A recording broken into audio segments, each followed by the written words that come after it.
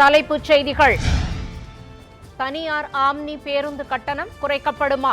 போக்குவரத்து துறை அமைச்சர் சிவசங்கர் பதில். நியூஸ் 7 தமிழ் செய்தி எதிரொலியாக மத்திய அமைச்சருக்கு முதலமைச்சர் கடிதம். தமிழ்நாட்டில் அமுல் நிறுவனம் பால் கொள்முதலை நிறுத்த கோரிக்கை. புதிய நாடாளுமன்ற கட்டிடத்தை குடியரசுத் தலைவர் திறக்க உத்தரவிட வேண்டும். உச்சநீதிமன்றத்தில் பொதுநல வழக்கு. செங்கோல் நிறுவுவதில் எந்த அரசியலும் இல்லை. 3 மாநில ஆளுநர்கள் மத்திய அமைச்சர்கள் விளக்கம். உத்தரகாண்டின் முதல் வந்தே பாரத் ரயில் சேவை காணொலி மூலம் தொடங்கி வைத்தார் பிரதமர் மோடி. பொறியியல் படிப்பில் தமிழ் வழி பாடங்கள் நீக்கப்படாது. அண்ணா பல்கலைக்கழக துணைவேந்தர் வேல்ராஜ் பேட்டி. பார்க்கிங் தளத்தில் கார் ஏறி 3 வயது சிறுமி உயிரிழப்பு. தெலுங்கானாவில் நிகழ்ந்த சோகம். வணக்கம். நியூஸ் 7 தமிழ் பிரைம் செய்திகளுக்காக நான் ஜெயஸ்ரீ சுந்தர். தொடர்வது விரிவான செய்திகள். தனியார் ஆம்னி பேருந்துகளுக்கு கட்டணம் நிர்ணயம் செய்யும் வழிமுறை தமிழக அரசிடம் இல்லை என்று அமைச்சர் சிவசங்கர் தெரிவித்துள்ளார். நாகப்பட்டினம் மாவட்டத்தில் மாணவர்களை ஏற்றிச் செல்லும் தனியார் பள்ளி வாகனங்களை தமிழ்நாடு போக்குவரத்துத்துறை அமைச்சர் சிவசங்கர் ஆய்வு மேற்கொண்டார். பின்னர் செய்தியாளர்களிடம் பேசிய அவர், தமிழகம் முழுவதும் விரைவில் மினி பேருந்துகள் இயக்கப்படும் என்று கூறினார். தனியார் ஆம்னி பேருந்துகளில் கட்டணம் நிர்ணயம் செய்யும் வழிமுறை தமிழக அரசிடம் இல்லை என்றும், தனியார் பேருந்துகள் சங்கத்தின் சார்பில் கட்டணம் நிர்ணயம் செய்யப்பட்டுள்ளதாகவும் தெரிவித்தார். ஆம்னி பேருந்துகளை பொறுத்தவரை நாம் கட்டணம் நிர்ணயம் செய்வதற்கான வழிமுறை இல்லாத சூழல் உள்ளது. அது குறித்து ஆய்வு செய்து கொண்டிருக்கின்றோம். ஆனால் இந்தியா முழுவதும் இதுதான் நிலை. இருந்தாலும் அவர்களுக்குள்ளாக ஒரு கட்டணத்தை நிர்ணயம் செய்து அந்த கட்டணத்தை நாங்கள் மீறாமல் இயக்குகிறோம் வாகனத்தை என்று கடந்த பொங்கல் பண்டிகையின் போது பேச்சுவார்த்தையின் போது அறிவித்தார்கள். நியூஸ் 7 தமிழ் செய்தி எதிரொலியாக தமிழ்நாட்டில் ஆவின் பால் கொள்முதலை பாதிக்கும் வகையில் அமுல் நிறுவனம் செயல்படுவதை உடனடியாக தடுத்து நிறுத்த வலியுறுத்தி மத்திய உள்துறை அமைச்சருக்கு முதலமைச்சர் மு.க. ஸ்டாலின் கடிதம் எழுதியுள்ளார். தமிழ்நாட்டில் கிருஷ்ணகிரி, தருமபுரி உள்ளிட்ட வட மாவட்டங்களில் அமுல் நிறுவனம் பால் கொள்முதலை தீவிரப்படுத்தியுள்ளது. இது தொடர்பான செய்தி நியூஸ் 7 தமிழில் பிரத்யேகமாக ஒளிபரப்பானது. அப்போது பால் கொள்முதல் விலையை உயர்த்தி வழங்க வேண்டும், உடனடியாக பணப்பட்டுவாடா செய்ய வேண்டும் என பால் உற்பத்தியாளர்கள் கோரிக்கை விடுத்தனர். இந்த நிலையில் நியூஸ் 7 தமிழ் செய்தி எதிரொலியாக மத்திய உள்துறை அமைச்சர் அமித்ஷாவிற்கு கடிதம் எழுதிய கடிதத்தில், அமுல் நிறுவனத்தின் பால் கொள்முதல் நடவடிக்கையால் ஆவின் நிறுவனத்தின் பால் உற்பத்திக்கு பாதிப்பினை ஏற்படுத்தும் என்று குறிப்பிட்டுள்ளார். அமுல் நிறுவனத்தின் இத்தகைய போக்கால் கூட்டுறவு சங்கங்களிடையே ஆரோக்கியமற்ற போட்டியை உருவாக்கிவிடும் என்பதை கருத்தில் கொண்டு இந்த விவகாரத்தில் மத்திய அமைச்சர் அமித்ஷா தலையிட்டு பால் கொள்முதல் செய்வதை தடுத்து நிறுத்திட முதலமைச்சர் ஸ்டாலின் வேண்டுகோள் விடுத்துள்ளார். இதுகுறித்து நியூஸ் 7 தமிழ் செய்தியில் கள ஆய்வு உள்ளிட்டவைகளை விரிவாக ஒளிபரப்பியதற்கும் உடனடி நடவடிக்கை எடுத்த முதலமைச்சருக்கும் தமிழக பால் உற்பத்தியாளர் சங்கம் நன்றி தெரிவித்துள்ளது. 60% கூட்டுறவு சங்கங்கள் ஏற்கனவே பல காரணங்களால் மூடப்பட்டன. அந்த மூடப்பட்டு இருக்கின்ற பால்களை எல்லாம் இப்போது இருக்கின்ற தனியாரும் வருகின்ற அமுல் பேட்டனும் கொள்முதல் செய்கின்ற சூழ்நிலை உருவாகி கொண்டிருக்கிறது. ஆகவே மூடப்பட்ட சங்கங்கள் எல்லாம் திறக்க வேண்டும், புத்துயிர வேண்டும். அனைத்து சங்கங்களுக்கும் சரி நிகராக பால் கொள்முதலை கொண்டு வர வேண்டும் என்று தமிழக பால் உற்பத்தியாளர் சங்கத்தின் சார்பாக தமிழக அரசை பணிவோடு கேட்டுக்கொள்கிறோம். தமிழக முதல்வர் அவர்களை கேட்டுக்கொள்கிறோம். இதை சிறப்பாக ஒளிபரப்பு செய்த மக்களுடைய பிரச்சனையை எடுத்து சென்ற 7 நியூஸ் தொலைக்காட்சிக்கும் அந்நிறுவன ஊழியர்களுக்கும் தமிழக விவசாயிகள் சங்கம், தமிழக பால் உற்பத்தியாளர் சங்கம் சார்பாக நன்றியை தெரிவித்துக் கொள்கின்றோம். தமிழ்நாட்டில் 500 மதுபான கடைகளை மூடுவது குறித்த அறிவிப்பு முன்னாள் முதலமைச்சர் கருணாநிதி பிறந்த நாளான ஜூன் 3ஆம் தேதி வெளியாகும் என்று எதிர்பார்க்கப்படுகிறது. மறைந்த முன்னாள் முதலமைச்சர் கருணாநிதி 100ஆண்டு பிறந்த நாளை ஆண்டு முழுவதும் கொண்டாட தமிழ்நாடு அரசு பல்வேறு சிறப்பு ஏற்பாடுகளை செய்து வருகிறது. சென்னை கிண்டியில் கட்டப்பட்டுள்ள பன்னோக்கு மருத்துவமனையை குடியரசுத் தலைவர் திரௌபதி முர்முவும், திருவாரூரில் கட்டப்பட்டுள்ள கலைஞர் கோட்டத்தை பீகார் முதல்வர் நிதிஷ்குமாரும் திறந்து வைக்க உள்ளனர். அதன் ஒரு பகுதியாக சட்டமன்ற தேர்தலுக்கு முன்பாக திமுக அளித்த வாக்குறுதியின்படி முதற்கட்டமாக 500 மதுபான கடைகளை மூட தமிழ்நாடு அரசு முடிவு செய்துள்ளது. அதற்கான அறிவிப்பை ஜூன் 3ஆம் தேதி முதலமைச்சர் வெளியிட உள்ளதாக தகவல் வெளியாகியுள்ளது. செங்கோல் நிறுவுவதில் எந்த அரசியலும் இல்லை என்றும் நாடாளுமன்ற திறப்பு விழாவில் எதிர்க்கட்சிகள் பங்கேற்க வேண்டும் என்றும் மத்திய அமைச்சர் நிர்மலா சீதாராமன் கேட்டுக் கொண்டுள்ளார். புதிய நாடாளுமன்ற கட்டிடத்தில் நிறுவப்பட உள்ள செங்கோல் குறித்து சென்னை கிண்டியில் உள்ள ராஜ்பவனில் செய்தியாளர் சந்திப்பு நடைபெற்றது. இந்த நிகழ்வில் மத்திய அமைச்சர்கள் நிர்மலா சீதாராமன், எல் முருகன் மற்றும் ஆளுநர்கள் RN ரவி, தமிழிசை சவுந்தரராஜன், இல கணேசன் ஆகியோர் கலந்து கொண்டனர். அப்போது நாடாளுமன்றத்தில் நிறுவப்பட உள்ள செங்கோல் குறித்து விளக்கமளித்து பேசிய மத்திய அமைச்சர் நிர்மலா சீதாராமன், 1947ஆம் ஆண்டு நாடு சுதந்திரம் அடைந்து ஆளுமை மாற்றத்தின் போது செங்கோல் முக்கிய பங்கு வகித்ததாக கூறினார். அந்த செங்கோல் தயாரித்த இருவரும் உயிருடன் உள்ளதாகவும் உம்மிடி பங்காருகளை பிரதமர் கௌரவிக்க உள்ளதாகவும் தெரிவித்தார். செங்கோலை நிறுவும் நிகழ்வில் தமிழ்நாட்டில் உள்ள 20 ஆதீனங்கள் பங்கேற்க உள்ளதாக கூறிய அவர், சபாநாயகரின் இருக்கைக்கு அருகே செங்கோல் வைக்கப்பட உள்ளதாகவும் குறிப்பிட்டார். செங்கோல் நிறுவுவதில் அரசியல் செய்வதற்கு எதுவும் இல்லை என்று கூறிய அவர், நாடாளுமன்ற திறப்பு விழாவில் எதிர்க்கட்சிகள் கலந்து கொள்ள வேண்டும் என்று கேட்டுக்கொண்டார். ஜனநாயகத்தின் கோவிலுக்கு கொடுக்கும் மரியாதையை புறக்கணிப்பது நல்லதற்கு அல்ல என்று தெரிவித்த அவர், குடியரசுத் தலைவருக்கு உரிய மரியாதையை பிரதமர் வழங்கியுள்ளதாக கூறினார்.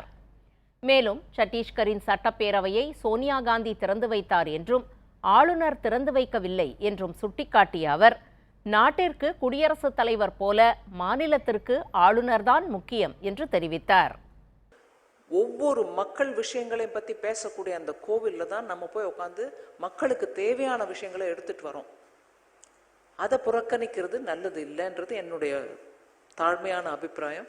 அதை தவிர நான் தாழ்மையாக வேண்டி கேட்டுக்கிறது தான், அவங்க எல்லாரும் கூட அவங்களுடைய நிலைப்பாட்டை கொஞ்சம் புனர் ஆலோசிக்கணும், திரும்பவும் யோசிக்கணும். அதை பற்றி திரும்பவும் யோசித்து மக்களுக்கோசமாவது அந்த ஃபங்க்ஷனில் பங்கேற்கணும். புதிய நாடாளுமன்ற கட்டிடத்தை குடியரசுத் தலைவர் திறந்து வைக்கும் வகையில் உத்தரவு பிறப்பிக்க கோரி உச்சநீதிமன்றத்தில் மனு தாக்கல் செய்யப்பட்டுள்ளது.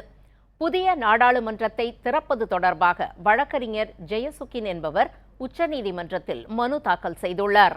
அந்த மனுவில் நாடாளுமன்ற அவைகளை கூட்டவும் கலைக்கவும் உத்தரவு பிறப்பிக்கும் அதிகாரம் குடியரசுத் தலைவருக்கு உள்ளது என்றும், அரசியல் சாசன பதவிகளான ஆளுநர், உச்சநீதிமன்ற, உயர்நீதிமன்ற நீதிபதிகளை நியமிக்கும் அதிகாரமும் அவருக்கே உண்டு என்றும் மனுவில் அவர் குறிப்பிட்டுள்ளார்.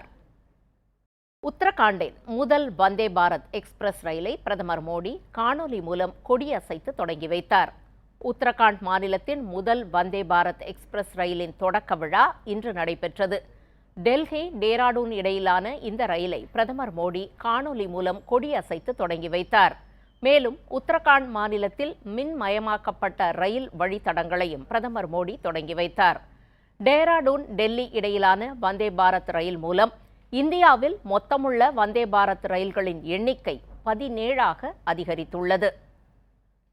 செய்திகளில் அடுத்து வருவது, கோவில் திருவிழாவில் தம்பதியர் ஒருவருக்கொருவர் அலங்காரம் செய்து வினோத வழிபாடு. விவரம் அறிய நியூஸ் 7 தமிழோடு இணைந்திருங்கள்.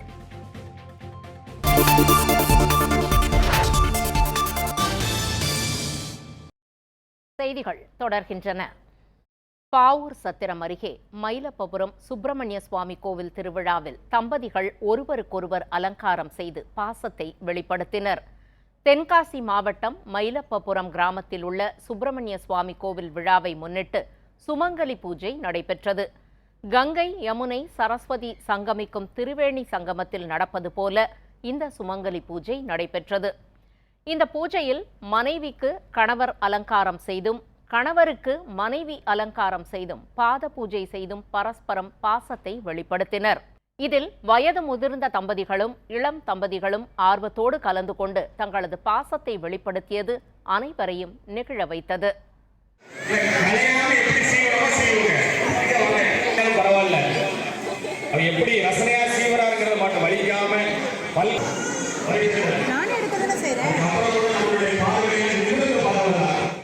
அண்ணா பல்கலைக்கழக உறுப்பு கல்லூரிகளில் தமிழ் வழி பாடப்பிரிவுகள் தற்காலிகமாக நீக்கம் செய்யப்படும் அறிவிப்பு வாபஸ் பெறுவதாக அண்ணா பல்கலைக்கழகம் அறிவித்துள்ளது. இது குறித்து வெளியிட்டுள்ள அறிவிப்பில் தமிழ் வழி பாடப்பிரிவுகள் தற்காலிகமாக நீக்கம் செய்யப்படும் திட்டம் வரும் கல்வியாண்டு முதல் நடைமுறைக்கு வரும் என்று தெரிவிக்கப்பட்டுள்ளது. இது தவிர 11 உறுப்பு கல்லூரிகளில் தமிழ் மொழியில் செயல்பட்டு வரும் மெக்கானிக்கல் மற்றும் சிவில் பாடப்பிரிவுகளை தற்காலிகமாக மூடுவதாகவும், இதேபோன்று 6 ஆங்கில வழி சிவில் மற்றும் மெக்கானிக்கல் பாடப்பிரிவுகளும் மூடப்படுவதாகவும் அறிவிக்கப்பட்டிருந்தது. இந்த நிலையில் உயர்கல்வித்துறை அமைச்சர் பொன்முடியின் அறிவுறுத்தலின்படி அறிவிப்பு திரும்பப் பெறப்படுவதாக அண்ணா பல்கலைக்கழக துணைவேந்தர் வேல்ராஜ் தெரிவித்துள்ளார். இல்லை, தமிழ் வழியில் படிக்க வராமல் அது குறையலை. எல்லாம் பொதுவாகவே சிவில் மெக்கானிக்கலுக்கு மாணவர் சேர்க்கை குறைந்து விட்டது. அதனால்தான் தமிழ் வழி கல்வியில் உள்ள சிவில் மெக்கானிக்கலும் வரவில்லை. நமது உறுப்பு கல்லூரிகளில் சிவில் மெக்கானிக்கல் மட்டும்தான் தமிழ் வழியில் இருந்தது. அது எல்லோரும் தமிழ் மொழியில் மாணவர் சேர்க்கை குறைவாக உள்ளது என்று நினைப்பது தவறு. சிவில் மெக்கானிக்கலுக்கு மாணவர்கள் வரவில்லை. அதுதான் வரும் காலங்களில் கம்ப்யூட்டர் சயின்ஸ், எலக்ட்ரானிக்ஸ் போன்ற பாடத்திட்டங்களிலும் தமிழில் கொண்டு வருவோம் கண்டிப்பாக. தமிழ்நாட்டின் காவல்துறை வரலாற்றில் முதல் முறையாக காவலர்கள் பற்றாக்குறை இல்லாத நிலை உருவாகியுள்ளதாக டிஜிபி சைலேந்திர பாபு பெருமிதம் தெரிவித்துள்ளார். தமிழ்நாட்டில் வசிக்கக்கூடிய பழங்குடியினர்களின் நிலை குறித்து சமூக நீதி மற்றும் மனித உரிமைகள் பிரிவு துணை கண்காணிப்பாளர்களுக்கான சிறப்பு பயிற்சி முகாம் உதகையில் தொடங்கியது. இந்த முகாமினை துவக்கி வைத்து பேசிய தமிழ்நாடு காவல்துறை தலைவர் சைலேந்திர பாபு, பழங்குடியினர்கள் 2600 ஜாதி சான்றிதழ்களை சமூக நீதி மற்றும் மனித உரிமைகள் பிரிவு துணை கண்காணிப்பாளர்கள் கள ஆய்வு நடத்தி சான்றிதழ்கள் வழங்கப்பட்டுள்ளதாக தெரிவித்தார். தொடர்ந்து செய்தியாளர்களிடம் பேசிய அவர், தற்போது காவல்துறையில் பற்றாக்குறை இல்லாத நிலை உருவாகியுள்ளதாக பெருமிதம் தெரிவித்தார். நம்ம 444 சப் இன்ஸ்பெக்டர்ஸுக்கு வேலைக்கு எடுத்து ட்ரைனிங் கொடுத்து அவங்களும் பணிக்கு வந்துட்டாங்க. மீண்டும் இப்போ நியூஸ் பேப்பரில் பார்த்துருப்பீங்க 600 சப் இன்ஸ்பெக்டர்ஸுக்கு வேகன்சி இருக்குன்னு சொல்லி எடுத்துக்கிறோம். ஆஸ் இட் இஸ் நமக்கு காவல்துறையில் வேகன்சி கிடையாது.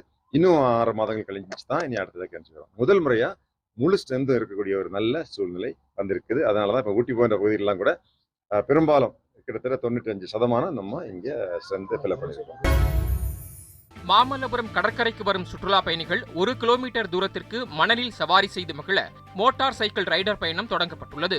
இதில் நபர் ஒருவர் கடற்கரை மணலில் ஒரு சுற்று சென்று வர 300 ரூபாயும், ஒரே நேரத்தில் 2 நபர்கள் அமர்ந்து பயணம் செய்ய 500 ரூபாயும் கட்டணம் வசூலிக்கப்படும் என தெரிவிக்கப்பட்டுள்ளது. இதற்கான ஏற்பாடு தமிழ்நாடு சுற்றுலா வளர்ச்சிக் கழகம் சார்பில் செய்யப்பட்டுள்ளது. திருப்பத்தூர் மாவட்டம் ஜோலார்பேட்டை அருகே எருதுவிடும் விழாவின் பரிசளிப்பு நிகழ்ச்சியின் போது காளை உரிமையாளர் ஒருவர் தவறவிட்டு சென்ற பணத்தை சஸ்மிதன் என்ற 8ஆம் வகுப்பு மாணவன் காவல்துறையிடம் ஒப்படைத்துள்ளார். மாணவரின் நேர்மையான செயலை பாராட்டும் வகையில் அவனுக்கு காவல் ஆய்வாளர் மங்கையர்கரசி வெகுமதி வழங்கினார். திருப்பத்தூர் மாவட்டம் ஜோலார்பேட்டை அடுத்த ஏலகிரி மலையில் மலைவாழ் மக்களின் பாரம்பரிய முறைப்படி 6 திருமணங்கள் நடைபெற்றன. தானியங்கள், உப்பு, வெற்றிலைப்பாக்கு உள்ளிட்டவைகளை மணமக்களுக்கு வழங்கி ஊர் பெரியவர்கள் முன்னிலையில் மலைவாழ் மக்களின் திருமணம் நடைபெற்றது. கோடை சீசனையொட்டி நீலகிரி மாவட்டத்திற்கு பாதுகாப்பு பணிக்கு சென்ற போலீசாரின் செயலை பாராட்டும் விதமாக அவர்களுக்கு கறிவிருந்து வழங்கி மாவட்ட காவல் கண்காணிப்பாளர் கே பிரபாகர் மகிழ்வித்தார். நீலகிரி மாவட்டத்தில் கோடை விழாவின் போது உள்ளூர் மற்றும் வெளி மாவட்டங்களைச் சேர்ந்த 1500 போலீசார் பாதுகாப்பு பணியில் ஈடுபட்டனர். அவர்களுக்காக உதகை அரசு கல்லூரியில் நடந்த கறிவிருந்தில் ஆட்சியர் SP அம்ரித், மாவட்ட வருவாய் அதிகாரி கீர்த்தி பிரியதர்ஷினி, மாவட்ட காவல் கண்காணிப்பாளர் பிரபாகர் உள்ளிட்டோர் கலந்து கொண்டனர். விழுப்புரம் மாவட்டம் விக்கிரவாண்டியில் யாருமில்லாத வீட்டை நோட்டமிட்டு ஹெல்மெட் அணிந்து 8 சவரன் நகைகள் மற்றும் 1.5 லட்சம் ரூபாய் ரொக்க பணத்தை கொள்ளையடித்துச் சென்ற மர்ம நபர்களை போலீசார் தேடி வருகின்றனர். இது தொடர்பான CCTV காட்சிகள் வெளியாகி பரபரப்பை ஏற்படுத்தியுள்ளது. மதுரையில் நடைபெற்ற தனது தங்கை திருமணத்தில் பங்கேற்க உறவினர்கள் அனுமதிக்கவில்லை என கூறி ரமேஷ் என்பவர் திருப்பூரில் உயர்மின் கோபுரத்தில் ஏறி உயிரை மாய்த்துக் கொள்வதாக மிரட்டல் விடுத்துள்ளார். குடிபோதையில் மின் கோபுரத்தில் ஏறி மிரட்டல் விடுத்த அவரை 4 மணி நேர போராட்டத்திற்கு பிறகு ஆம்புலன்ஸ் ஓட்டுநர் அவரிடம் அன்பாக பேசி கீழே இறங்கி வரச் செய்தார். தொடர்ந்து ரமேஷை மீட்ட போலீசார் அவரிடம் விசாரணை மேற்கொண்டனர். தூத்துக்குடி மாவட்டம் காந்திபுரத்தில் பாதியில் நிறுத்தி வைக்கப்பட்ட சாலை பணிகளை மீண்டும் தொடங்க கோரி கிராம மக்கள் சாலை மறியலில் ஈடுபட்டனர். சாலை மறியல் போராட்டத்தால் அப்பகுதியில் 1 மணி நேரம் போக்குவரத்து பாதிப்பு ஏற்பட்டது. தொடர்ந்து பொதுமக்களிடம் காவல்துறையினர் பேச்சுவார்த்தையில் ஈடுபட்டபோது போராட்டக்காரர்களுக்கும் காவல்துறையினருக்கும் இடையே கடுமையான வாக்குவாதம் ஏற்பட்டது. நாகை மாவட்டம் வேதாரண்யம் கடல் பகுதியில் பலத்த காற்று வீசுவதால் மீனவர்கள் இன்று மீன்பிடிக்க செல்லவில்லை. ஆறுகாட்டுத்துறை, புஷ்பவனம், வெள்ளப்பள்ளம், கோடியக்கரை, மணியன் தீவு உள்ளிட்ட 10க்கும் மேற்பட்ட மீனவ கிராமங்களில் 5000க்கும் மேற்பட்ட மீனவர்கள் செல்லாததால் 1000க்கும் மேற்பட்ட ஃபைபர் படகுகள் கரையோரம் பாதுகாப்பாக நிறுத்தப்பட்டுள்ளது. தென்காசி மாவட்டம் தமிழக கேரள எல்லைப் பகுதியில் அமைந்துள்ள ஆரியங்காவு பால் அருவியில் முற்றிலும் தண்ணீர் வரத்து இல்லாததால் மூடப்படுவதாக கேரள வனத்துறை தெரிவித்துள்ளது. இதனால் தமிழகத்திலிருந்து சுற்றுலா பயணிகள் இங்கு வந்து ஏமாற வேண்டாம் என வேண்டுகோள் விடுக்கப்பட்டுள்ளது. கேரளாவில் மலையேற்ற பயிற்சியின் போது ஆபத்தான பள்ளத்தில் தவறி விழுந்த இருவரை தீயணைப்புத்துறையினர் போராடி மீட்டனர். மலப்புரம் மாவட்டத்தில் உள்ள கருவரகுண்டு பகுதியில் உள்ள நீர்வீழ்ச்சியின் மேலே உள்ள மலையுச்சிக்கு யாசிம், அஜ்மல், ஷம்னாஸ் ஆகிய மூவர் மலையேற சென்றுள்ளனர். அப்போது எதிர்பாராத விதமாக யாசிம், அஜ்மல் ஆகிய இருவரும் பாறைக்கு நடுவில் உள்ள பள்ளத்தில் தவறி விழுந்து பலத்த காயமுற்றனர். இதுகுறித்து தகவல் அறிந்து வந்த தீயணைப்பு வீரர்கள் சுமார் 4 மணி நேர பயணத்திற்கு பின்னர் மலை உச்சிக்கு சென்று இருவரையும் கயிறு கட்டி மீட்டனர்.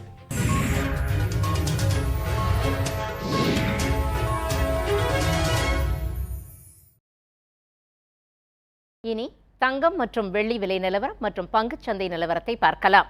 சென்னையில் 22 கேரட் ஆபரண தங்கத்தின் விலை 1 கிராமுக்கு 40 ரூபாய் குறைந்து 5625 ரூபாய்க்கும், 1 சவரன் 45,500 ரூபாய்க்கும் விற்பனை செய்யப்படுகிறது. வெள்ளியின் விலை 1 கிராமுக்கு 1 ரூபாய் குறைந்து 76 ரூபாய் 50 காசுகளுக்கும், 1 கிலோ வெள்ளி 76,500 ரூபாய்க்கும் விற்பனை செய்யப்படுகின்றன. இன்றைய வர்த்தக நேர நிறைவில் மும்பை பங்குச்சந்தையின் சென்செக்ஸ் குறியீட்டு எண் 98 புள்ளிகள் உயர்ந்து 61,872ஆகவும், தேசிய பங்குச்சந்தை நிப்டி குறியீட்டு எண் 35 புள்ளிகள் உயர்ந்து 18,321ஆகவும் இருந்தது. இனி தமிழ்நாட்டின் பல்வேறு பகுதிகளில் நிலவிய வெப்பநிலையை தற்போது காணலாம்.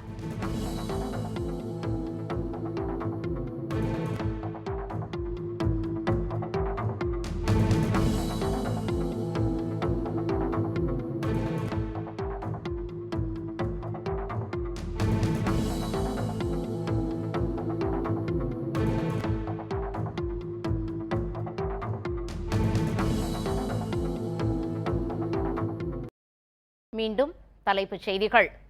தனியார் ஆம்னி பேருந்துகளின் கட்டண குறைப்பு தொடர்பாக போக்குவரத்து துறை அமைச்சர் சிவசங்கர் பதிலளித்துள்ளார்.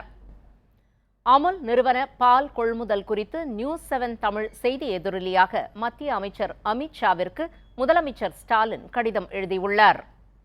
புதிய நாடாளுமன்ற கட்டிடத்தை குடியரசுத் தலைவர் திறக்க உத்தரவிட வேண்டும் என்று உச்சநீதிமன்றத்தில் பொதுநல வழக்கு தாக்கல் செய்யப்பட்டுள்ளது. செங்கோல் நிறுவுவதில் எந்த அரசியலும் இல்லை என்று 3 மாநில ஆளுநர்கள், மத்திய அமைச்சர்கள் விளக்கம் அளித்துள்ளனர். உத்தரகாண்டின் முதல் வந்தே பாரத் ரயில் சேவையை காணொலி மூலம் பிரதமர் மோடி தொடங்கி வைத்தார்.